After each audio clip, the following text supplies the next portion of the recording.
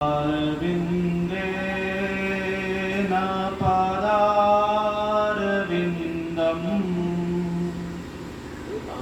मुखारविन्दे विनये शयन्तम् वटस्य पात्रस्य पुटे शयानम् बालं मुकुन्दं मनसा स्मरामि बालं मुकुन्दं मनसा स्मरामि। सर्वप्रथम भागवत कथा में आए हुए सभी भक्तों को मेरा सादर नमस्कार, मातृशक्ति को मेरा प्रणाम, भगवान के बाल स्वरूप को मेरा नमस्कार। यह श्रीमद् भागवत कथा जब अनेक जन्मों के पुण्य उदय होते हैं तब यह श्रीमद् भागवत कथा प्राप्त होती है। मनुष्य अगर चाहे कि अपने पुरुषार्थ के बल पर इस भागवत कथा रूपी अमृत का पान कर ले तो यह इस जीवन में संभव नहीं है। एक जन्म के पुण्य नहीं अपितु पिछले कई जन्मों के पुण्य जब फलीभूत होते हैं तब यह श्रीमद् भागवत कथा ज्ञान यज्ञ का लाभ उस व्यक्ति को प्राप्त होता है। श्रीमद् भागवत क्या है? पहले तो हमारे समझने का मूल विषय यह है कि श्रीमद् भागवत है क्या। भागवत भा इसमें 4 वर्णों का प्रयोग हुआ है। भ ग व त क्रमवत। भा जो है वो भक्ति प्रधान है। भा को भक्ति प्रधान कहा गया है। और गा ज्ञान प्रधान है। भा भक्ति प्रधान और गा ज्ञान प्रधान। जब किसी व्यक्ति के जीवन में भक्ति और ज्ञान दोनों का समन्वय होता है तो स्वतः वैराग्य उत्पन्न हो जाता है। अब वैराग्य क्या है? साधारणतया हम समझते हैं वैराग्य का अर्थ यह है कि हमारे पास जो कुछ भी है उसको हम छोड़ दें तो वो वैराग्य है। किंतु वास्तविकता यह नहीं है। हमारे पास जो है उसको छोड़ देना वैराग्य नहीं है, अपितु जब हमसे यह सब कुछ छूटने लगे जाए तब वह वैराग्य है। भागवत के भा से हमें भक्ति प्राप्त होती है और जब वही भक्ति ज्ञान प्रधान होगी तो वह वैराग्य को उत्पन्न करती है। उपनिषदों में इसका वर्णन आया है। ईशावास उपनिषद में तेन त्यक्तेन भुंजिथा मागधा कस्वित् धनम्। तेन त्यक्तेन भुंजिथा, किसी भी वस्तु का, व्यक्ति का त्याग पूर्वक उपभोग करना ही वैराग्य है। दृष्टांत के माध्यम से समझते हैं। हम सब कुछ छोड़ करके बैठ जाएं तो क्या इससे हमारा लोक व्यवहार प्रभावित नहीं होगा? जब हमें इस लौकिक जगत में रहना है तो किसी भी विषय वस्तु को छोड़ नहीं सकते। ना हम अपने रिश्तों को छोड़ सकते हैं, ना पिता को, ना माँ को, ना पत्नी को, ना पुत्र को, ना पुत्री को, ना बंधु को, ना बांधवों को, ना मित्रों को। इन सबको एक साथ ले करके भी भगवान के प्रति चरणों में जो अगाध भक्ति और श्रद्धा रहे उसको बलवती करने वाले धर्म ग्रंथ का नाम भागवत है। किस प्रकार से हम किसी वस्तु को त्याग पूर्वक उपभोग किस प्रकार से करें? अब समझने का विषय यह है, क्या कह रहे हैं, तेन त्यक्तेन भुंजिथा। हम दृष्टांत के माध्यम से समझते हैं, अगर हम यहाँ पर बिठूर में बैठे हुए हैं और किसी ट्रेन या बस के माध्यम से हमें इलाहाबाद जाना है, प्रयागराज जाना है, तो हम ट्रेन में अपना आरक्षण कराते हैं। आरक्षण कराने के उपरांत हमारी जो बैठने की क्रम संख्या, सीट संख्या होती है, उस पे हम पहुंचते हैं और बैठने के बाद जब हम अपने गंतव्य पर पहुंच चुके होते हैं तो क्या उस सीट से हमें मोह होता है? हम उसको किस प्रकार से त्याग देते हैं? ठीक यही हम सभी विषय वस्तुओं में लिप्तता रखें। श्रीमद् भागवत इसी का नाम है, इसलिए ये वैराग्य प्रधान भी है। भा जो है वो भक्ति प्रधान हुआ, गा ज्ञान प्रधान हुआ, और वैराग्य की प्रवीणता इसमें आती है। जब हम इन तीन वर्णों को अपने हृदय में समाहित कर लेंगे, भ ग व, तो जो अंतिम शब्द है ता, अंतिम वर्ण है, अंतिम वर्ण ता, ता तारयति,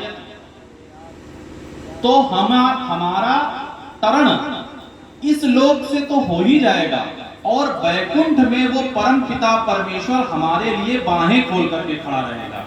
क्यों? क्योंकि हमने भागवत का अध्ययन या श्रवण किया हुआ है, और भगवान की बड़ी कृपा है कि मुख्य परीक्षित के रूप में आप जैसे सज्जन और विद्वान लोगों को इसका लाभ प्राप्त हो रहा है।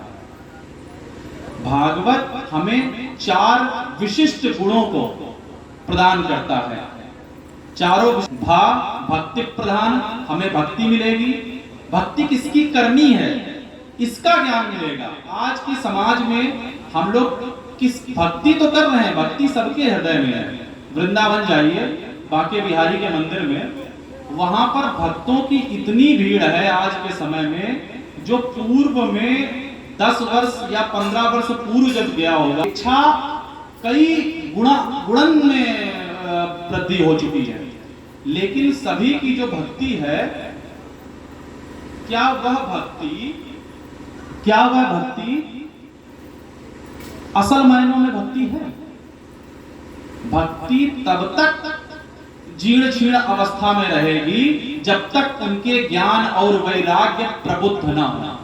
भक्ति सुतौ तौ तरुणो गृहीत्वा, भक्ति तब तक, इसी का महात्म्य में वर्णन आता है जो भागवत जी में पद्म पुराण से लिया गया है।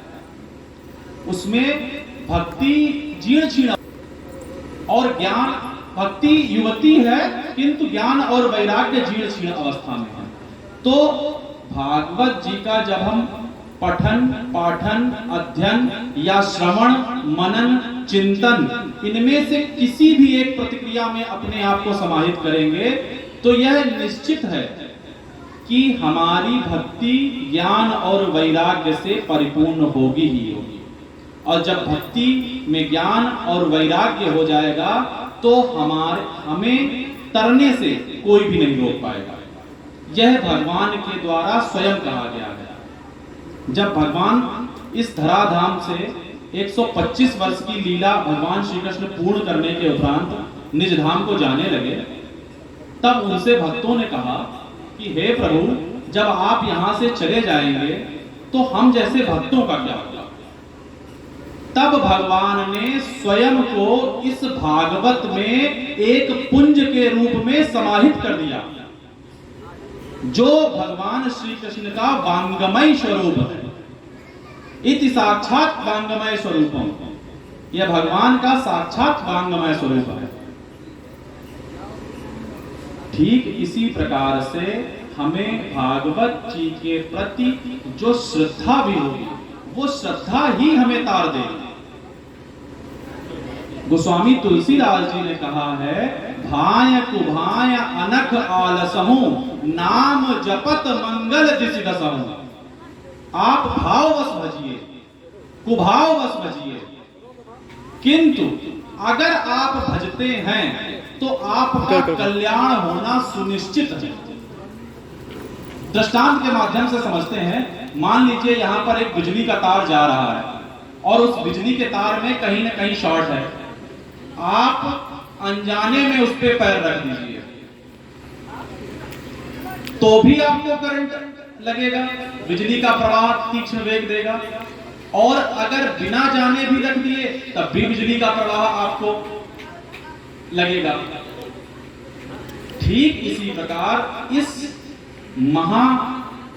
जो महामंत्र से संबंधित है श्रीमद् भागवत महापुराण, इसका श्रवण आप स्वेच्छा अनुसार करें या बिना इच्छा के करें या किसी प्रकार से आपके कान में पड़ जाए, आपका कल्याण सुनिश्चित है। मनुष्य मात्र का तो छोड़िए, इसमें किसी भी योनि में रहने वाले पशु पक्षी खग किसी को भी उसका कल्याण तक निश्चित है। गणिका अजामिल व्याध किसको किसको नहीं तारा है। जब इतने पतितों को तार सकती है यह श्रीमद् भागवत कथा, तो हम आप तो विवेक प्रधान व्यक्ति हैं, तो हमारे लिए तो यह साक्षात भगवान विष्णु का स्वरूप ही उपलब्ध है। तो ऐसे श्रीमद् भागवत महापुराण का श्रवण करने का सौभाग्य आप सभी को और इसका वाचन करने का सौभाग्य हम जैसे लोगों को प्राप्त हुआ। श्रीमद् भागवत मुख्य रूप से क्या है?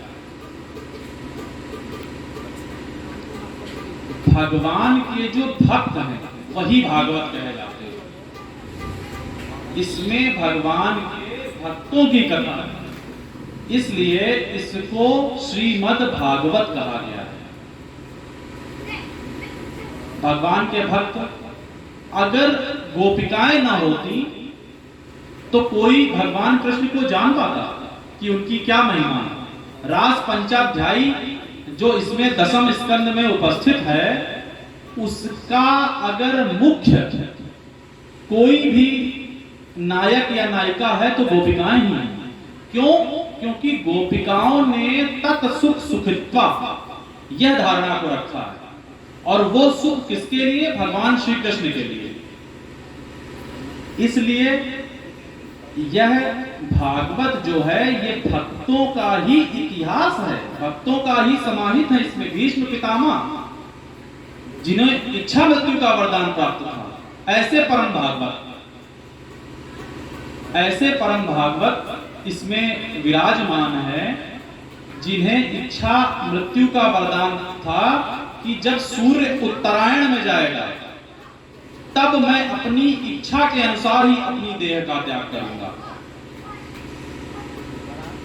इसमें अजामिल जैसे पतित व्यक्तियों के बारे में भी बताया गया है और उनका कैसे उद्धार हो सकता है। अजामिल पूर्व में पतित नहीं था, वह नित्य कर्म करता था, सभी अपनी क्रियाओं से अपने धर्म का पालन करता था, किंतु अजामिल के विषय से सीखने की सिर्फ ये आवश्यकता है कि कुसंगति में पड़ने के कारण अजामिल पतित हुआ।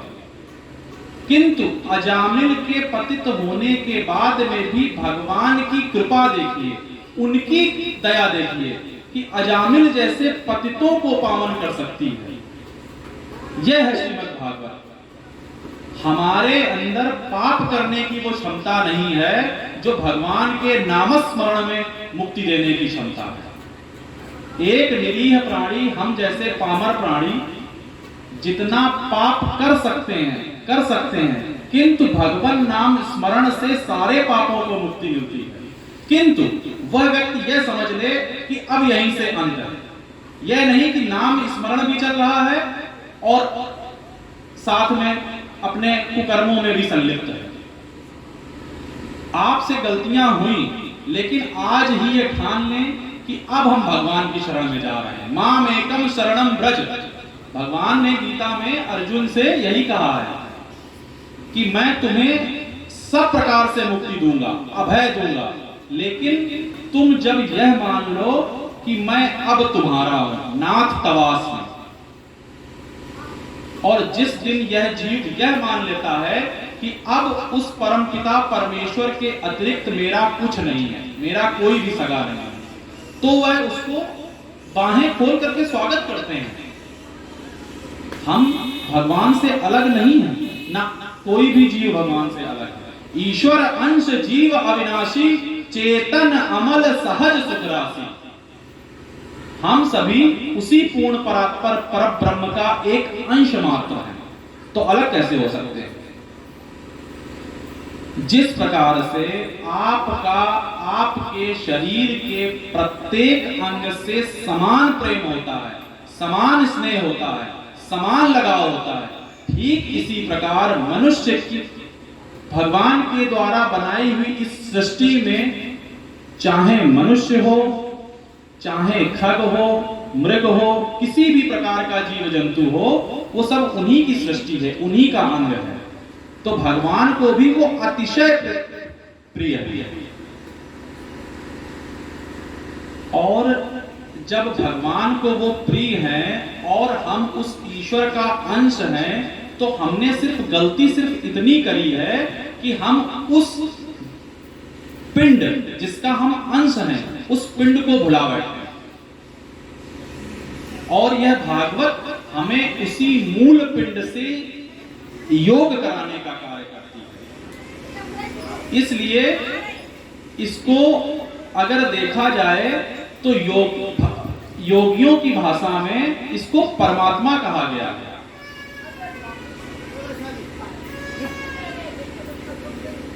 योगी जिसको परमात्मा कहते हैं, हम जैसे भक्त उन्हीं को भगवान कहते हैं। और इसी के साथ ही जो वेदांती हैं, उनके लिए वो पूर्ण परात्पर पर ब्रह्म होता है। ब्रह्मेति परमात्मेति ईश्वर इति उच्यते, भगवान इति उच्यते, ईश्वर के स्थान पर भगवान इति उच्यते। तो ब्रह्मेति जिसको नैष्ठिक कार्य ब्रह्मचारी हो या वेदांती हो, वो इसी पूर्ण परात्पर पर ब्रह्म को ब्रह्म नाम से उच्चारण करते हैं। किसी व्यक्ति के विषय में यह हो सकता है, प्रश्न आ सकता है, पूछा जा सकता है कि क्या ब्रह्म, भगवान और परमात्मा, इन तीनों में क्या भिन्नता? और आते हैं ऐसे प्रश्न और लोग बड़े असमंजस में पड़ जाते हैं और इसके अलग अलग अर्थ भी बताते हैं। हमने कई लोगों विद्वानों के मुख से सुना, अलग अलग कपोल कल्पित अर्थ बताते हैं, किंतु इसका सूत्र सुनिए, ब्रह्मेति परमात्मेति भगवान इति उच्यते। ये तीनों एक हैं। अब किसके लिए वो ब्रह्म है? जो वेदांती है, वेद का अध्ययन करने वाले वेदांतियों के लिए वही ब्रह्म है। और योगी जो साधना में जुटे हुए हैं, साधक हैं, उनके लिए यही परमात्मा है। और हम आप जैसे जो भक्त के वशी, जो भगवान भक्त के वशीभूत होकर के हमको स्वीकारने के लिए तैयार रहते हैं, वो हमारे लिए भगवान है। ताहि अहिर की छौ हरियां, छछिया भर छाछ में नाच नचाना। सोचिए उन अहिर की छोकरियों में क्या ऐसी गुणवत्ता रही होगी? वो भक्ति का ही मार्ग था। ज्ञानी ही भक्ति नहीं कछु भेदा, ज्ञान और भक्ति में कुछ भी भेद नहीं है। किंतु आदि गुरु शंकराचार्य जी जो ज्ञान मार्ग के आचार्य थे, उन्होंने अपने अंत समय में क्या लिख रहे हैं कि ज्ञानी का तो पतन हो सकता है, किंतु भक्त का पतन नहीं हो सकता। दृष्टांत, ज्ञानी किस प्रकार का है? ज्ञानी भी भगवान का ही है और भक्त भी भगवान का ही है। ज्ञानी एक मृग शावक तो छोड़िए, आप मरकट शावक से लीजिए। ज्ञानी की जो संज्ञा दी गई है वो मरकट शावक की तरह है। आपने मरकट बोलते हैं बंदर को। बंदर की जो माँ होती है बंदरिया, वो जब अपने बच्चे को लेकर चलती है तब वो बच्चे को नहीं पकड़ती है, बच्चा फिर उससे टलता है। अगर माँ कूदी और बच्चा गिरता है तो अपराध किसका होगा? बालक का, उसके जो शावक है उसका होगा। तो ज्ञानी की यही दशा है। ज्ञान में आप परमात्मा को जब तक पकड़ करके चल रहे हैं तब तक तो चल रहे हैं। जिस दिन आपका हाथ चूका, आप डाल से नीचे होंगे। ये मरकट शावक की दशा है। ये प्रथम दशा जो ज्ञान की दशा बताई गई। अब हम आते हैं भक्ति की दशा में। भक्ति की दशा में क्या होता है? भक्ति को जो संतों ने बताया वो विडाल शावक बताया है। विडाल आप लोग समझते होंगे, विडाल बिल्ली को बोलते हैं। विडाल बिल्ली का पर्यायवाची शब्द है, संस्कृत में विडाल से उद्बोधन किया जाता है। अब बिल्ली क्या करती है? अगर आप भक्त हैं तो अपने आप को बिल्ली के बच्चे के समान माने। बिल्ली जब अपने बच्चे को लेकर के चलती है तो मुख में दांतों में दबा करके चलती है। भगवान भी अपने भक्त को स्वतः अपने हाथों में उठा करके चलते हैं। अब अगर आपसे चूक होती है तो ये भगवान की गलती है, वो उस माँ की गलती है जो अपने बच्चे को लेकर के जा रही है और उससे बच्चा छूट जाए।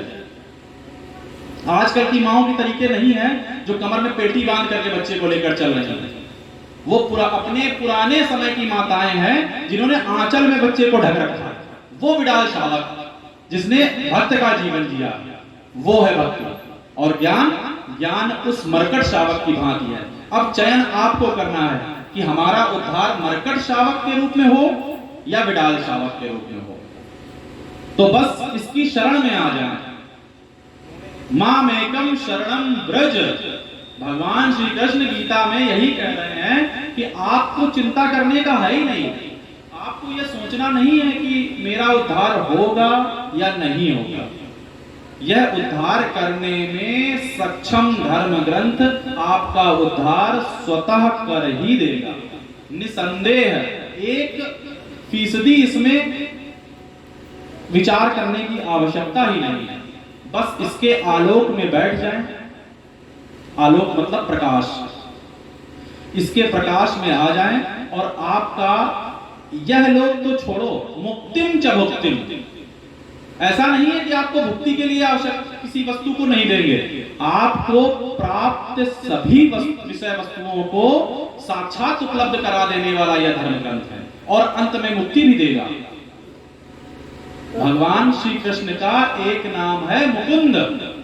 मुक्तिम ददाति इति मुकुंदा, जो आपको निस्वार्थ मुक्ति दे दे।